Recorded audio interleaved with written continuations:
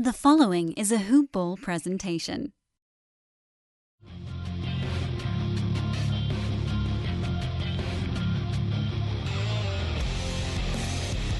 Welcome to the Fantasy NBA Today podcast. And of course, crazy Anthony Davis news breaks after I've recorded the entire podcast. So, in advance, I apologize because that will not be coming up on today's show. We will, however, dedicate most of the Tuesday show to talking Anthony Davis. Today's show, however, is all about the weekend. It is Reverse Chronological Lightning Round Monday. What better way to start off the podcast than to announce my favorite exercise of the week? Welcome to Fantasy NBA Today, everybody. I am Dan Besbris. It's Monday. We're getting things rolling on this week before the trade deadline. Yes, the countdown is upon us. 1 week and 3 days. 1 week and 3 days. We're 10 days away. I can do that math. I guess it depends on when you're listening to this show, right? If you're listening to it on Monday morning, you could count Monday, but then, trade deadline is Thursday in the middle of the day. Okay, so we're going to go with 10 days. Simple. I don't even know why we got into that. This is how I got the review that called the show pedantic. I am Dan Besbris, at Dan Besbris on Twitter. It's Reverse Chronological Lightning Round Monday. We've also got a bunch of sports betting stuff to talk about, so I don't think we should tarry much. Hope you enjoyed this show with Brew on Friday. We'll, of course, be back with you live this week when we hook around to the Friday show. We've got Micah Patria coming up middle of the week to talk a little DFS with us. I, again, missed by 20 points. I have a thing, and so screw it. I'm just sticking with it. If you've got a style and it's working for you. By the way, P.S., it's not really working for me. I would, dare I say, prefer to win. Maybe this is my week. Maybe it'll be bigger. I don't know. We may be getting a bigger room. I'll keep you guys posted. Thank you to those that continue to ask to get on the mailing list. That makes my life easier because then I can do fewer promos on Twitter. But obviously, if you have friends that want to give DFS a try, this is a wonderful place to do it because it's just generally a bunch of hoop ballers screwing around with one another and a chance to win some money. So that's pretty cool. But I don't want to spend a bunch of time on DFS on today's show. Today is going to be about the reverse chronological stuff. It's about sports betting. I have some things I want to get into a little bit deeper in what we've been tracking. Again, there was I mentioned it on the Friday show. We had a comment, and I felt like maybe this is a good time for me to take a minute today. Because with Brewski on Friday, I wanted to get into all the topics, the deep dive stuff with the architect. Today, you're stuck with me anyway. And when you're solo, you tend to go through topics a little bit quicker, because there's nobody there to stop you from just talking about it and being done with it. And I think I should have a couple minutes today to talk a little bit about the revenge stuff, a little bit about the home and home angles we've been looking at, a little bit about the bounce back angles, if you can even call it that. Not even, it has been, I would say, the least effective of any of the things that we've been talking about. So we've got all that to discuss, and we will get to that shortly. First and foremost, Reverse Chronological Lightning Round. I think most of you know what this is. We're far more than halfway. We're 60-some-odd% of the way into the season. We're going backwards through the weekend. Sunday games, a lot of them, by the way. Big Sunday, Saturday. If anybody didn't play over the weekend, we'll talk Friday. We're just going to give you a 30-team reset here that I'd like to, if possible, get done in the next half hour. I'm putting the stopwatch on. So let's rock on this bad boy. Sunday, Clippers and Kings had the early game at Staples Center. You have to wonder if maybe the Kings were out a little late. I believe, and now I feel like I need to go back and double check on this, but I believe the Kings were in Los Angeles for a couple of days before this game. Yeah, they played in Memphis and won on Friday. So presumably they got to LA at some point on Saturday or very late on Friday night. I would think Saturday midday. So they did have a night. And if you're a fan of that particular theory, that might explain how they got off to such a wretched start. They were down big by the beginning of the second quarter. They actually slowly fought their way back into some measure of contention, but it didn't work out well for them. Fantasy-wise, Patrick Beverley. I feel like we talk about him after every Clippers game, whether for a good or a bad reason. And right now, mostly they've been good ones. And I said it on last week's show, even in the bad games, I was somewhat enthused by what we were getting out of Pat Bev. Because if you look at the big ones, the big guns are great. And by the way, that was totally by accident that I just referenced Married with Children. If you remember that one, you're our age.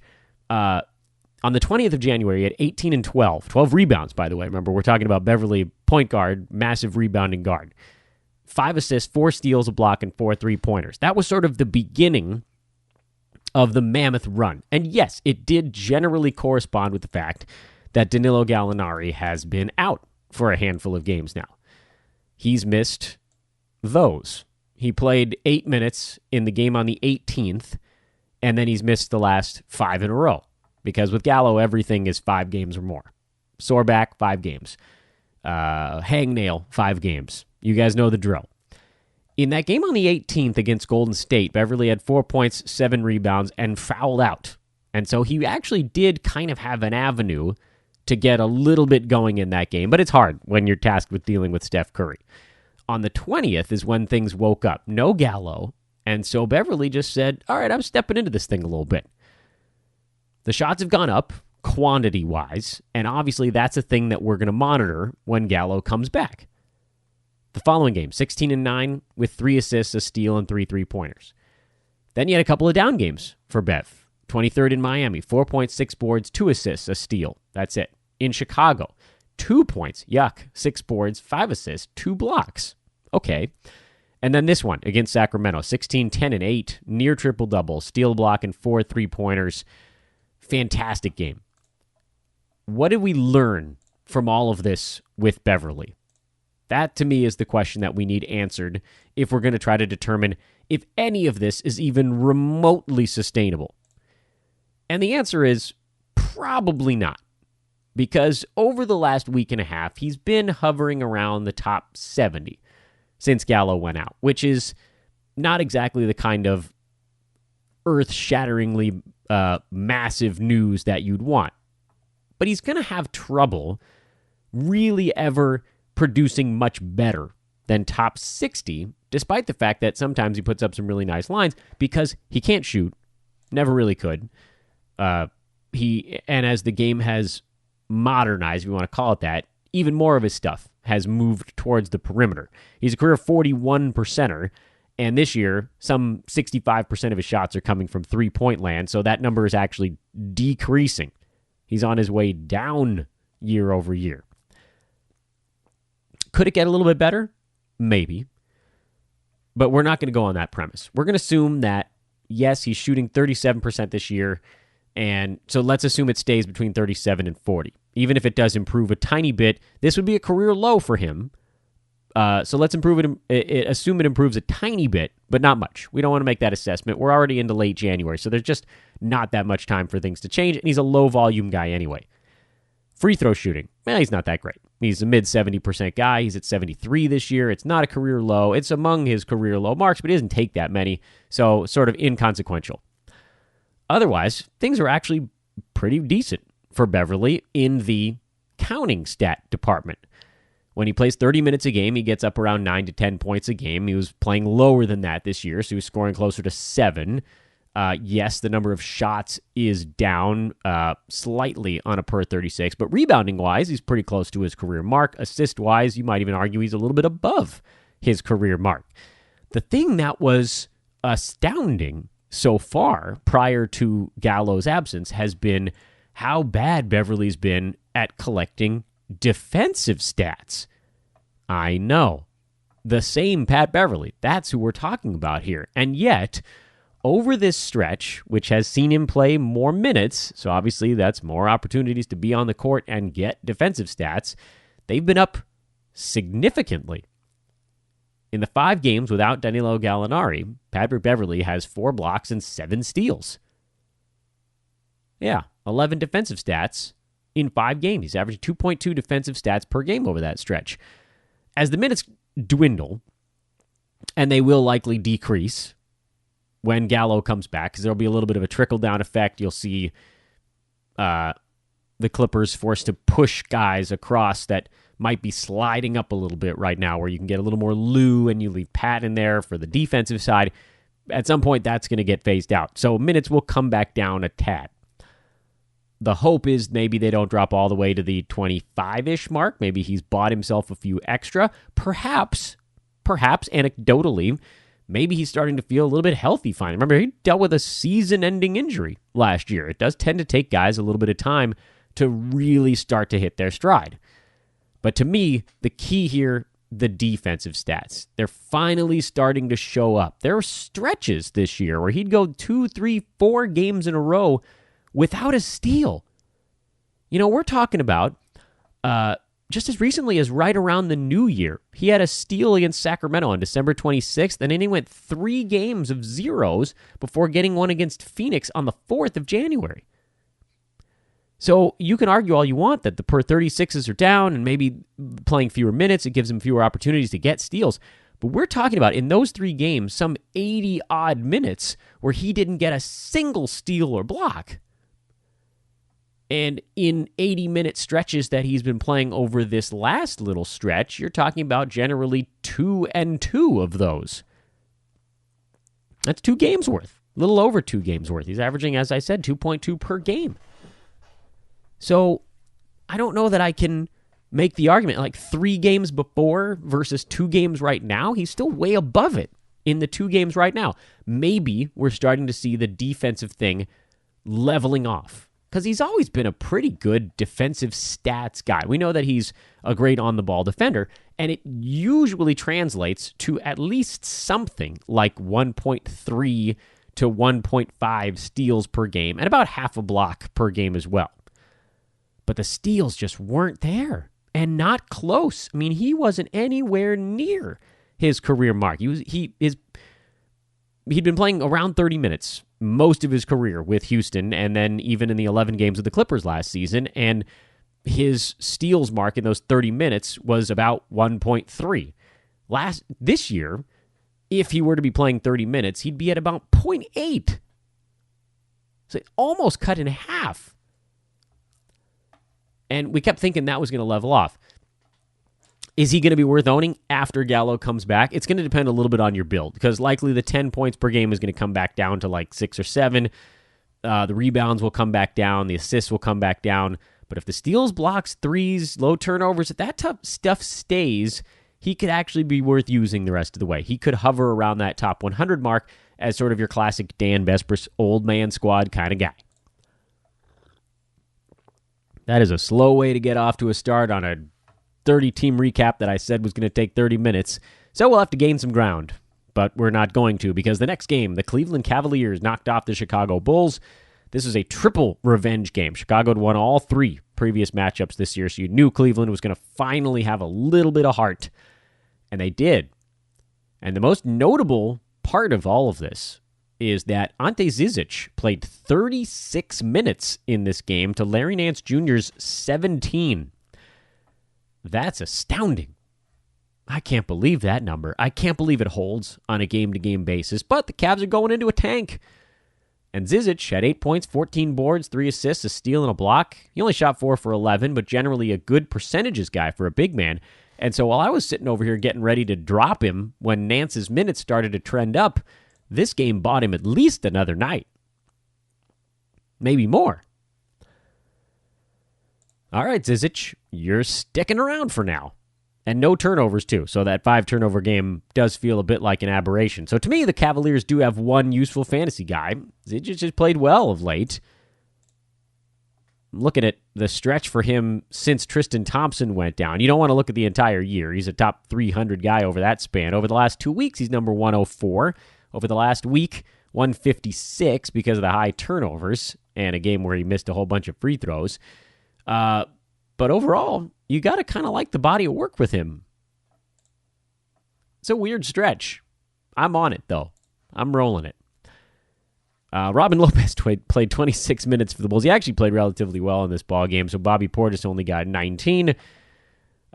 Good tanking by Chicago. Finally lost to a bad team. Those are the important ones in the tank, you know?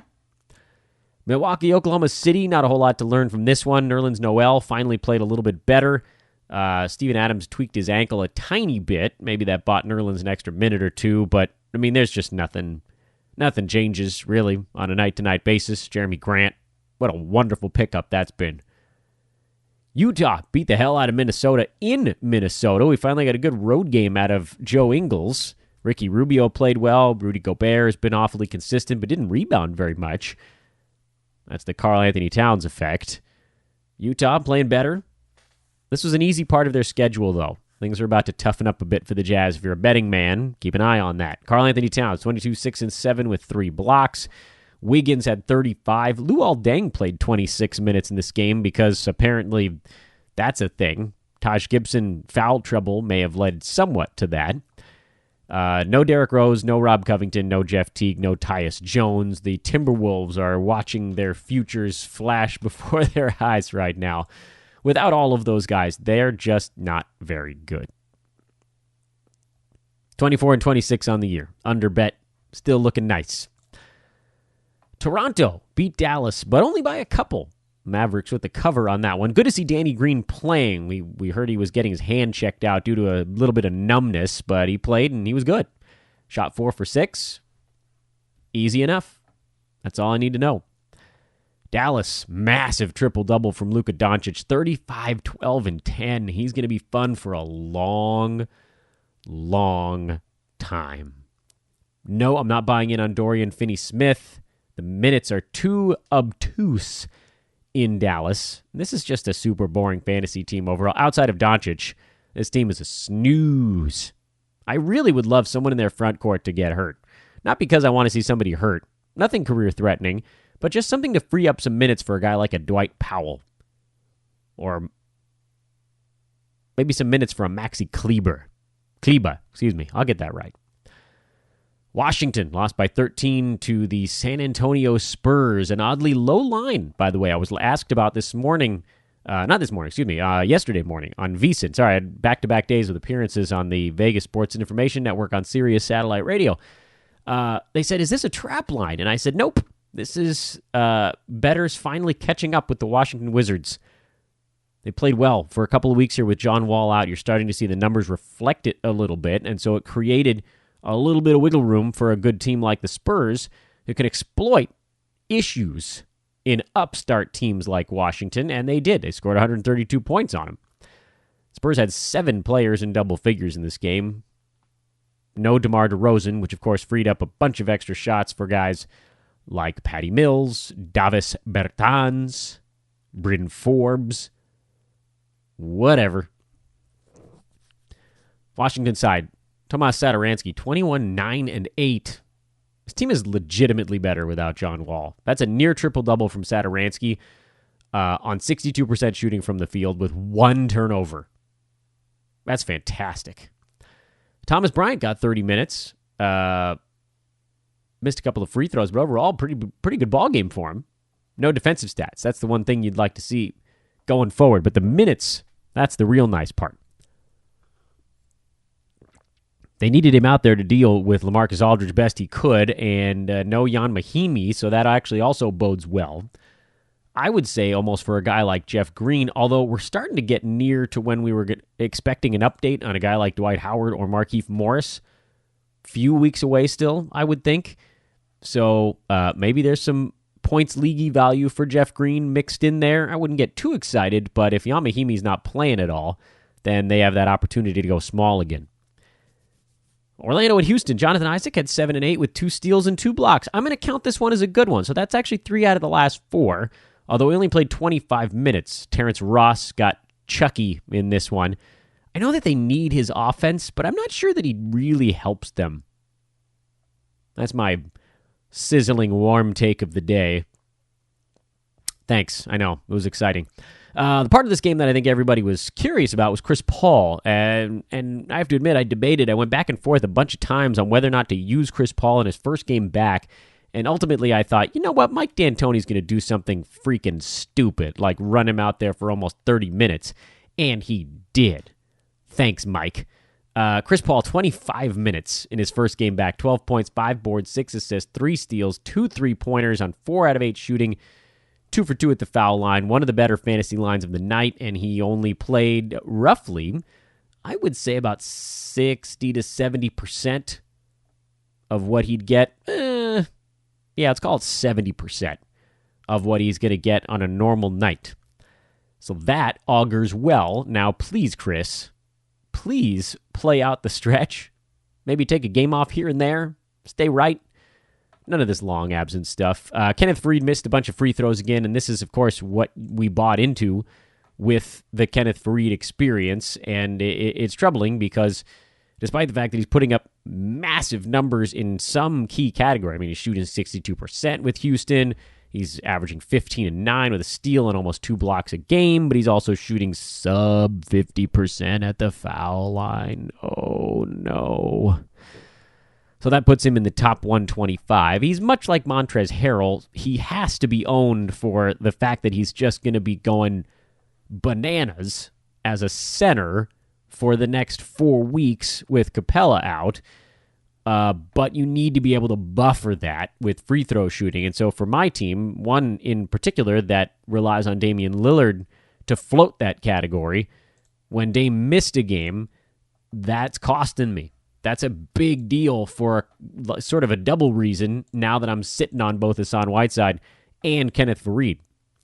So just, gauge that. You might be able to get more for Faried in a trade from teams that sort of don't realize how bad he is at the free throw line.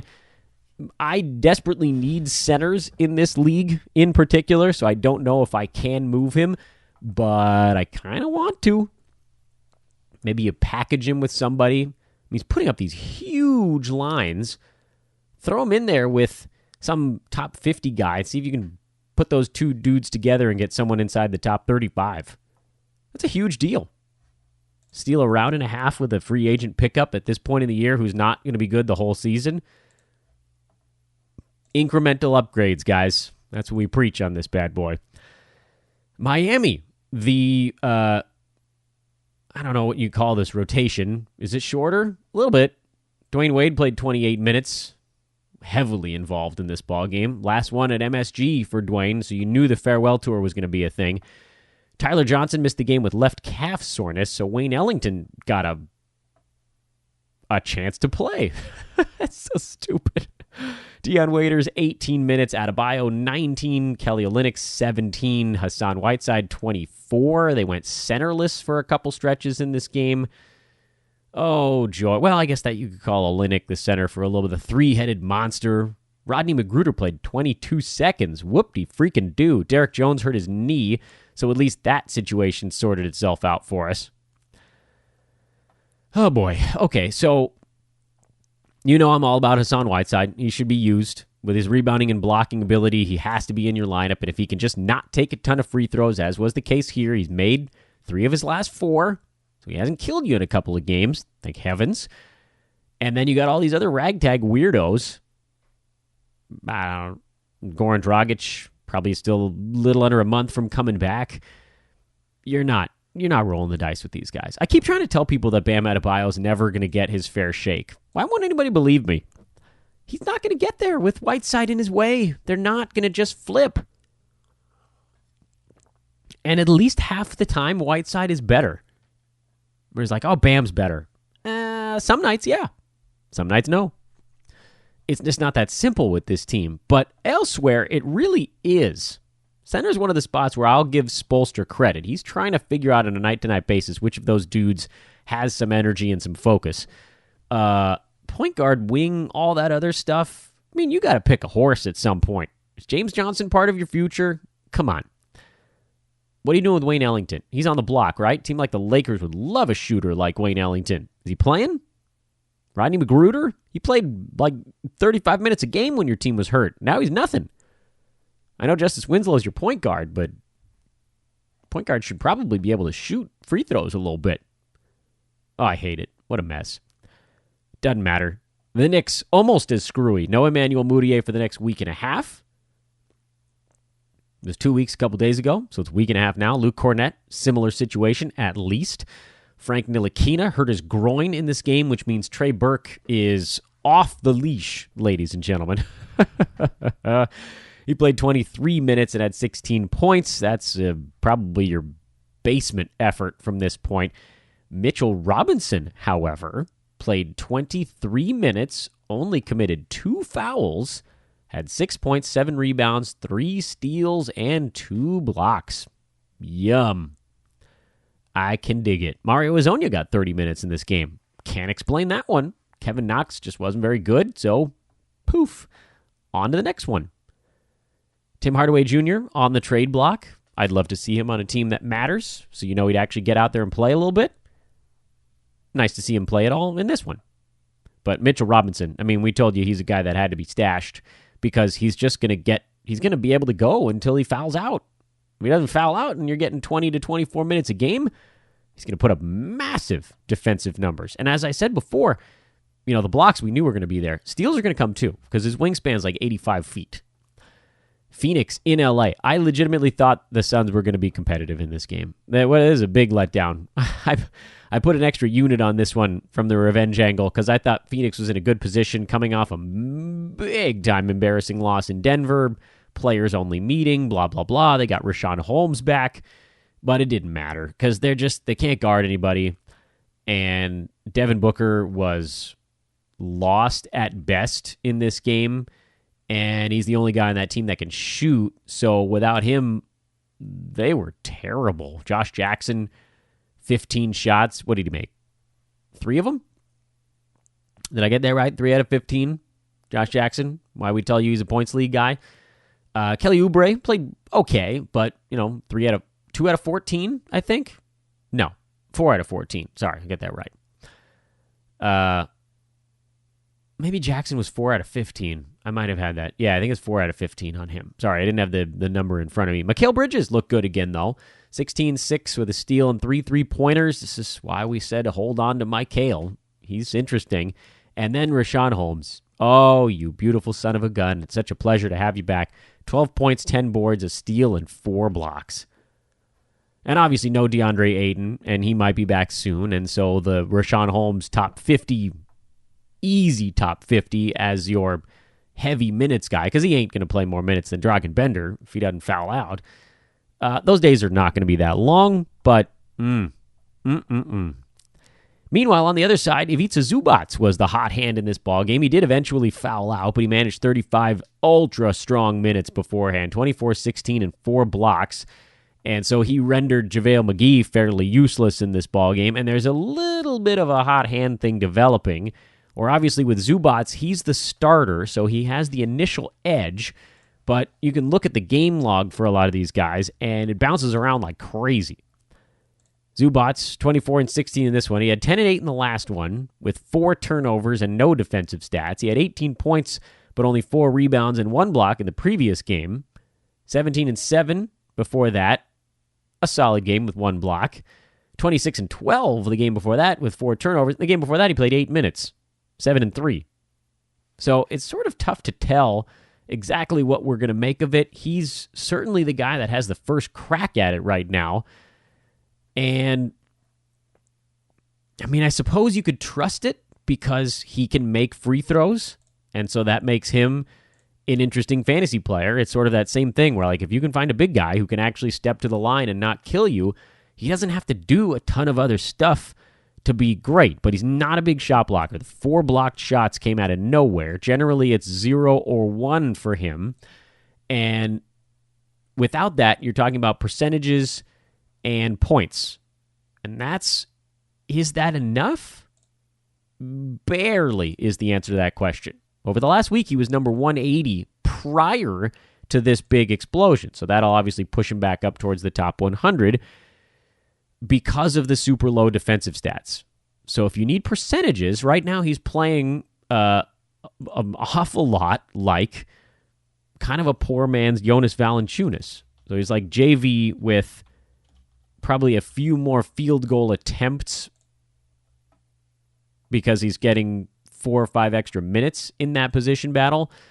But their outlook is eerily similar. I think I'd give the rebounding advantage to Valanciunas as well. And they're pretty close in the steals and shot blocking department. JV probably a tiny bit better on a per minute basis. So if you're looking for a guy that's mostly percentages, he's not a bad dude to throw into your lineup, but if you're looking for a center that's going to get you boards and block shots, he's not really that guy. And so that, to me, I think maybe is where we draw the line.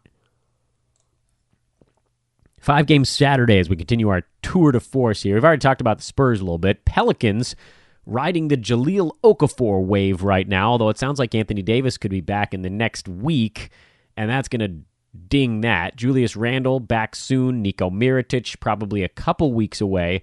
But if AD and Randle are back, I don't know how much room there's going to be for Okafor at that point. So, ride it until the wheels come off, but then understand what's next. Indiana lost in Memphis. This is called the second half of the injured star hangover. And maybe that's a point, make a little asterisk here to come back and talk about injured star stuff when we talk about the gambling side of things as well. So we'll recover that. Without Victor Oladipo, Darren Collison could legitimately be a top 40 guy the rest of the way. His percentages have come around in a huge way.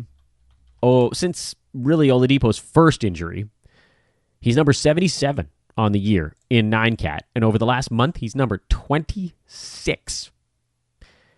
And that, by the way, is largely with Oladipo back. He's been number 26. Over that stretch, he's averaging almost 2 steals a game, 52% shooting, 95% at the free throw line, 12 and 6.5 with 3 rebounds, just over 1 turnover. I mean, he's been your prototypical Darren Collison 9-cat guy, and thank God we didn't bail when he got off to a slow start.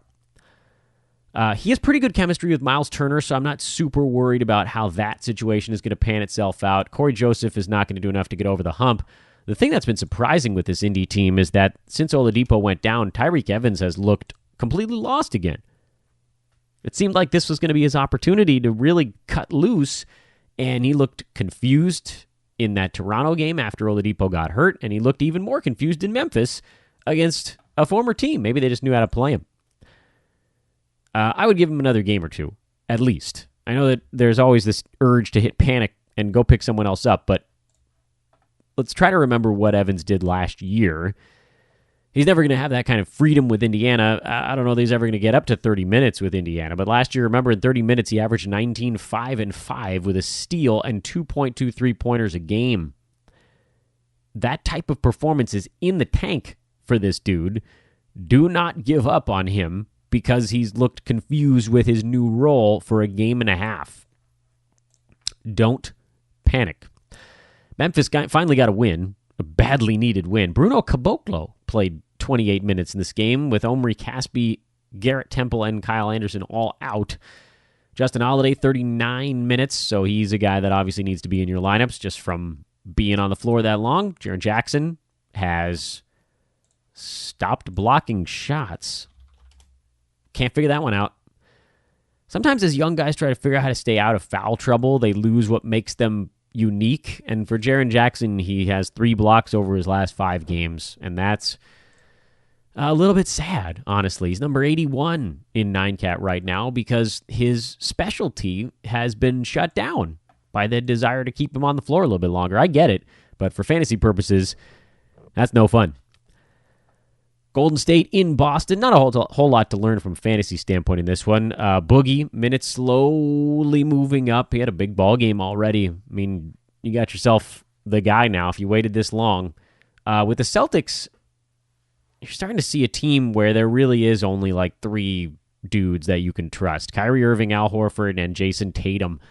And then everybody else is rotating. For a long time, Marcus Morris was a 4th guy, but he's been super quiet of late. Maybe there's a chance you could move him for something if your league hasn't seen the drop-off. But for Morris, the rebounding has actually been better, but his shot has fallen off considerably. He's now down to 47.6% shooting on the year, still at 86.5% at the foul line, but that hope of a 50, 40, 90 year seems to be slowly frittering away as he's shot just 34% over the last 2 weeks. And if he's not doing it in the percentages, then he's basically a 3-point guy, and there are plenty of those guys out there. Minimal upside. Phoenix, Denver, not a whole lot, I think, to take away from this. Sounds like they're hoping to get Jimmy Butler back on their road trip. Same with Embiid and Wilson Chandler, so we'll readdress that if anybody else seems like they're going to be out for a little bit. For Denver, Jamal Murray, he's dealing with an ankle thing. You guys sort of know how I feel about the Nuggets. To me, there's just too many moving pieces with this team. it's Jokic, and then it's sort of everybody else, but, you use your Paul Millsaps generally. Your Will Bartons now, he's back ready to go. Gary Harris. I don't think that there's anybody I'm picking up on the Jamal Murray injury news. Atlanta lost in Portland to a Dame Lillard-less Portland Trailblazers team. I think they figured they could get away with it. On the Atlanta side, Trae Young finally had a decent ball game, which is good for him. The efficiency, that was the real key in this one.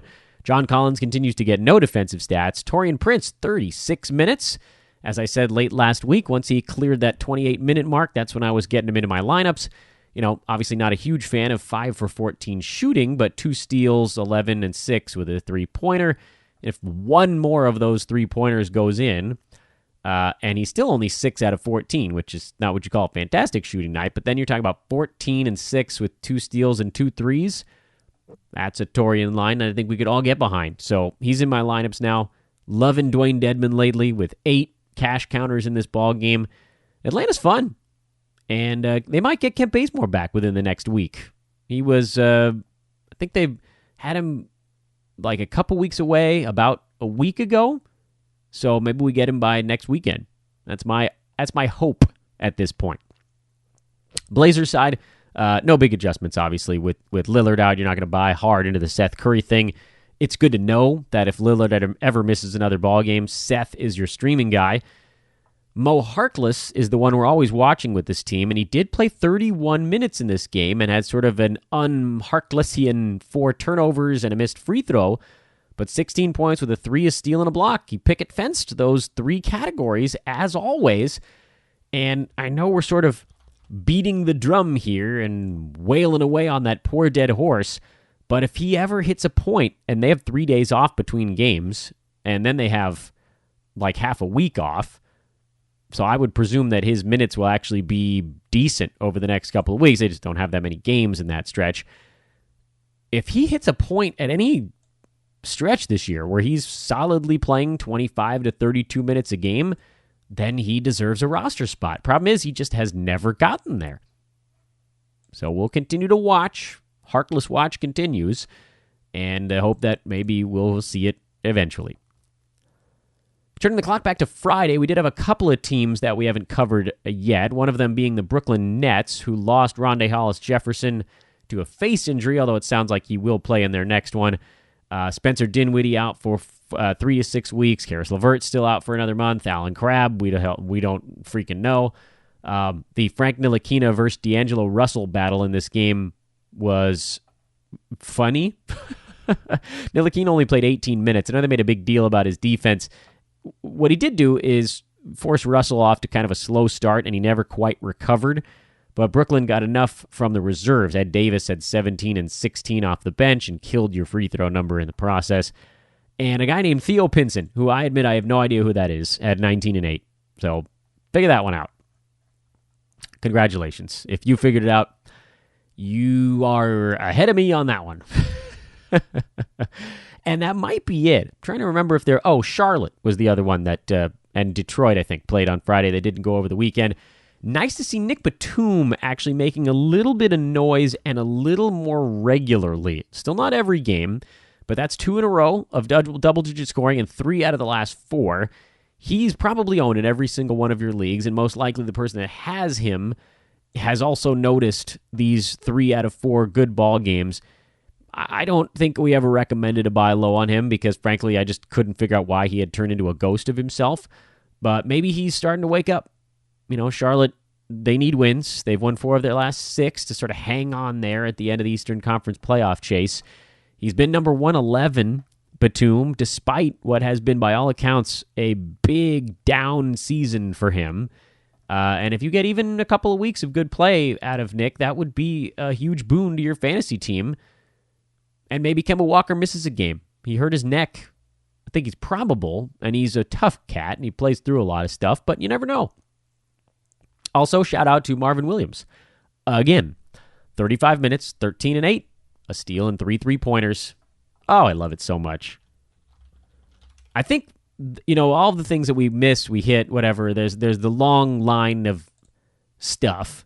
But Marvin Williams, after that slow start, we nabbed him right when things were turning for old man Marv, and he's just been coasting along as a top 70 guy in 9-cat for about 2 months now. That's a pretty cool thing to get off your waiver wire in 9-cat. And I think we have all of him. We have Marvin Williams everywhere. He's owned in 56% of leagues. It's amazing that that's as low as it remains right now. There's a lot of points leagues out there, so he's a little bit less interesting. 8-cat leagues, he obviously sees a big drop-off. But if you're in a 9-cat league, I think we basically have all of him.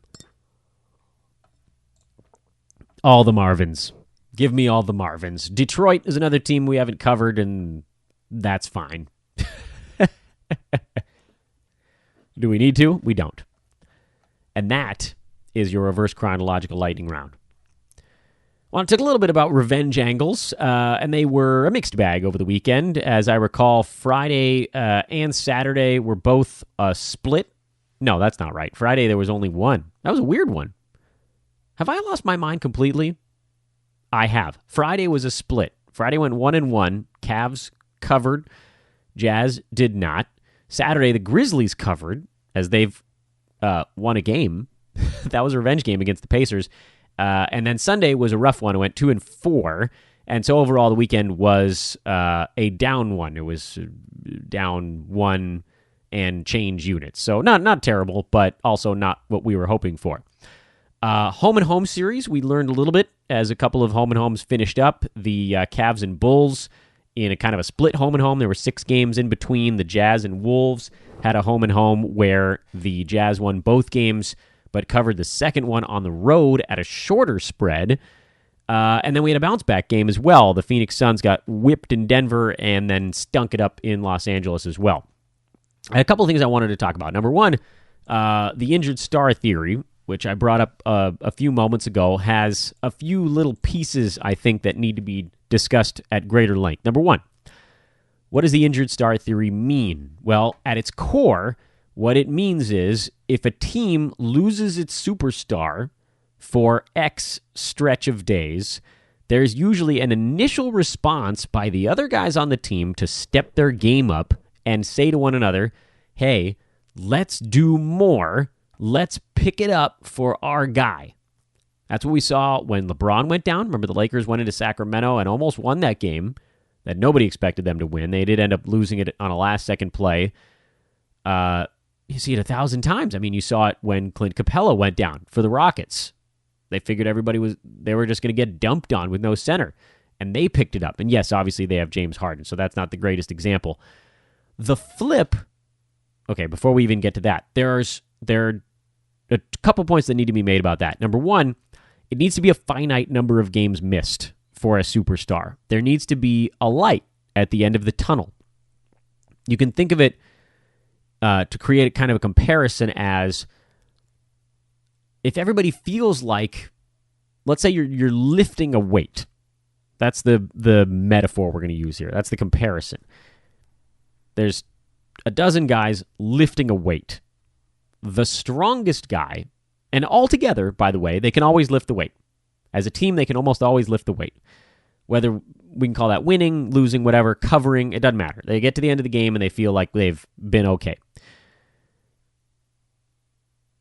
If they know, while all of these guys are lifting the weight together, if they know that if everybody just gives a decent effort, they can lift the weight, then everybody's going to give probably just enough effort to lift the weight. Does that make sense? It's the comparison as if to say, in the NBA, most teams operate at about 80 to 90% on a night-to-night basis. If they went full bore, like playoff-style energy, you'd just see dead NBA players by January. They'd be cooked. You can't. They need to save something. That's what I mean when I say they're all just doing enough to lift the weight. When the superstar goes out, the other 11 guys look at each other and say, oh boy, we're going to have to put everything we got. We're going to have to bend at the knees on this thing if we're going to lift this bad boy. And a couple of times they can do it. You know, they can do 4 reps on that massive bench press, whatever it is we're doing here. But then eventually they're going to need a spotter.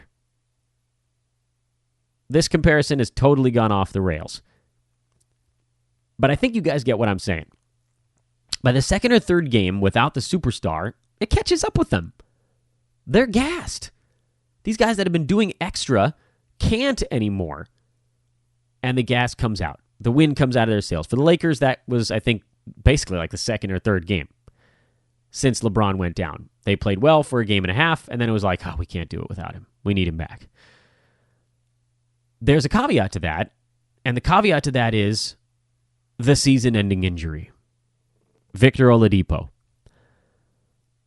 If the other guys on the team look at one another and they're like, well, we're done. We're cooked. Right? A team like the Pacers, think about it from an emotional standpoint. This is a team that felt like at full strength. They had one of the best defenses in the NBA. They were playing well. They were developing a nice chemistry. They felt like they had a legitimate shot to win the Eastern Conference. When Oladipo goes down, you know damn well those guys looked at one another and thought, well, we could go full bore, but is it going to matter? Without Victor, we're not going to have him for the playoffs. What are we even doing? And they're not going to say that out loud. So for me to suggest that this is what they're saying to one another is bunk and stupid. But it is what's going on in their heads. Everybody knows it, top to bottom. Coach down to the last guy on the bench. Without Victor Oladipo, they ain't going anywhere in the playoffs. He's their guy. He's a defensive menace. He can get his own shot. He's fantastic. He's their superstar. Even in a down year, he's their superstar. And they all know it. And so with that team, there hasn't really been an injured star theory because where the guys would normally say, let's just lift this weight until we can get our guy back. If the guy ain't coming back, emotionally, they're just like, you know what? Screw it. Let it drop. What does it matter? We're going to get kicked out soon anyway. We could lift this weight a couple of times, but eventually we're just going to lose to it. And then the second half of this discussion is the return of the star player. Or even the middling player. For me, we saw it a couple games back with Ricky Rubio. Came back for Utah. I bet against Utah in that game because I figured he would gum up the works. They were playing really well with Donovan Mitchell and Joe Ingles as the point guards, effectively. Rubio hasn't been bad, but he's changed the way they play, and they lost that first game, or they didn't cover at that first game back. Chris Paul, same story on Sunday. First game back, there's a letdown for the team. Number one, the other guys we're going to keep this stupid metaphor going because whatever, I'm in it now. So if it's all 11 guys standing around a weight, let's say that they spread their legs a little bit and take up a little bit more room. So for Chris Paul to come in and try to help the guys lift, he's going to have to push somebody out of the way. This is a terrible comparison. I don't know why I'm doing this anymore. Listen, let's just talk reality. Reality is, as Chris Paul comes back, they're going to reintegrate him. He's going to be rusty, and it's going to cause a little bit of a hiccup. Also, there's going to be a letdown for the guys around him, as if to say, oh, thank God, finally, we have our guy back. We can take a deep breath. And there's usually a game or two where the team performs not as well as they might expect. And for Houston, this was an easy one. You can see this one a mile away. I tweeted a bunch of times that, yes, this was a Houston revenge game, but I hated it. I hate when a star comes back betting on a team. That's a terrible time because from a numbers standpoint, and we've only talked about the emotional and NBA side of this, from a numbers standpoint, when a team hears about, or when bettors hear about a star going down, they tend to fade that team, and so the number gets way better for that club. They're catching extra points. And when a star comes back, average bettors tend to back that team. They're like, for instance, with the Lakers. I don't know when this is going to happen, but at some point in the next couple weeks, LeBron's going to make his return, and people are going to bet on the Lakers the day he comes back. But it's going to be weird for them. The reintegration of the guy who touches the ball more than anybody else on the team, it's going to change everything again. So more than likely, there will be a game or two of disjointed play, and they might win, but they ain't pulling away. So that's the injured star theory. The other thing I wanted to talk about was the revenge stuff that we've been talking about on the show. And I explained it, I think, a bit on Friday. It's not player revenge. So it's not like so-and-so going back against their old team. That's silly. Although sometimes you do see slightly better games. A longtime player going back to take on his old opponents. These little motivational things do matter. I know that, like, the I don't want to call it like the hipster crowd. That's not the right word. Like NBA Twitter. Let's call it NBA Twitter. Loves to mock stuff like that because at a macro level, it is a little bit silly. But in the NBA, motivational aspects are a really big deal. But that's not what we're talking about here. That's like player props and DFS kind of things, if you wanted to get into that. What we're talking about here is how straight-up losses impact the spread. So go back and listen to hundreds of podcasts where we've been tracking it. What I also want to bring up is at this point in the year, as you approach the trade deadline now, you start to get into a spot where some teams want to lose. Not the players, the team. So while there might be a motivational aspect to a thing, like for instance Phoenix having lost 2 previous matchups with the Lakers this year, at their core, those guys would love to go into LA and have revenge. But from a micro level, the Suns' ownership, front office, they don't want to win. And they'd love to do anything they can to swing these games a couple of points the wrong direction. Just little stuff like leaving Dragan Bender on the floor for an extra possession or 2. Or using Jamal Crawford when he's 2 for 7.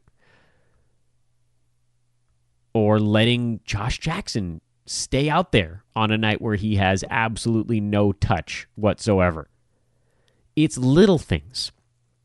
It's things that can get caught up in the wash where you could say, yeah, Josh Jackson, he played 34 minutes, but what other choice did they have? They actually had plenty. They could have played Kelly Oubre at the 3. They could have played more Bridges at the 3. They could have gone a little bit bigger if they wanted to. They could have gone super small. He's not even my chief complaint. Dragan Bender, there's no universe where he should be playing 13 minutes if Rashawn Holmes is healthy. And you can tell me Holmes had 5 fouls, and yes, that's true, but he should have been starting that game. It's not like he missed a month with his foot injury. He missed a week. These little things, you'll start to see them in more scenarios. To me, I think Chicago starting Robin Lopez was a clever tank move. I know he had an okay game, and people are going to say, oh, look, it worked. Yeah, but the team's more interesting, more modernized with Bobby Portis on the floor, even on a bad shooting night. I mean, it's not like Robin Lopez kept Ante Zizic from getting 14 rebounds. Cavaliers, you could argue, do the same thing by keeping Larry Nance off the floor. I mean, they ended up winning this ball game, and I figured they would because sometimes the motivational aspect outdoes the tank aspect. But we're getting into a point of the year where you have to be really careful about player motivation versus ownership motivation and how that impacts the final line. And I'm going to have a lot of really fun discussions with my buddy Gil on VSiN about just that. And luckily, we don't have a whole lot of time because I also don't have a whole lot to talk about on the revenge side. The Hawks are the only revenge game on the docket on Monday night. They're in Los Angeles to take on the Clippers. They lost to the Clippers back in mid-November, 127-119. Do we think that has any impact on the motivational angles of this ball game? I would venture to say, not really.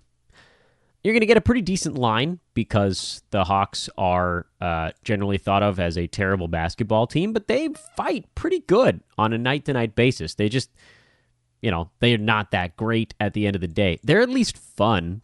Like, they're a bad team that's fun. I'll give credit there. They're more interesting.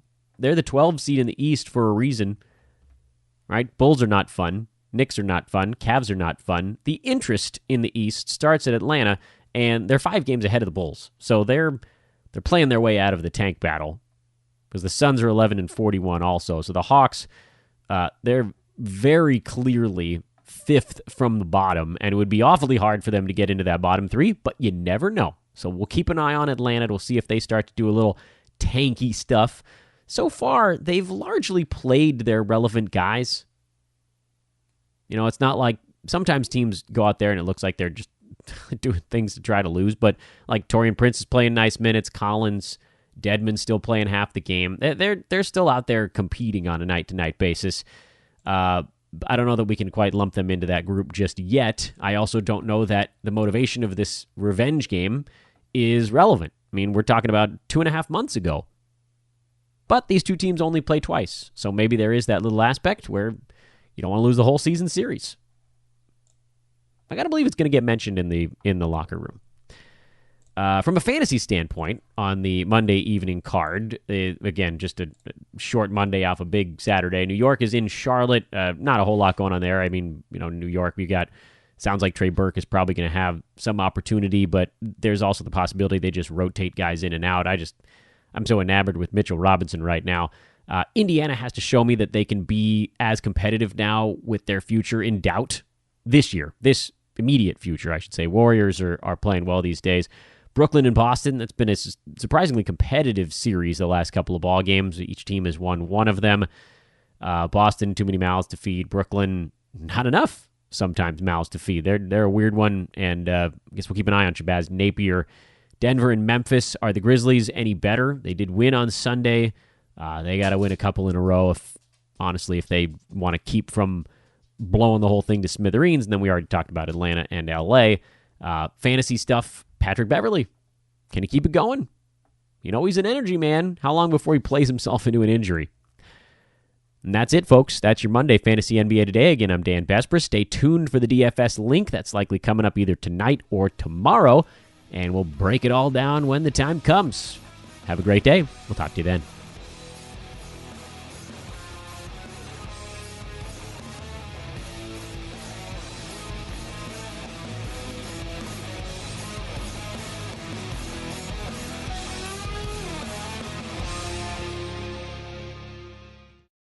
This has been a Hoop Ball presentation.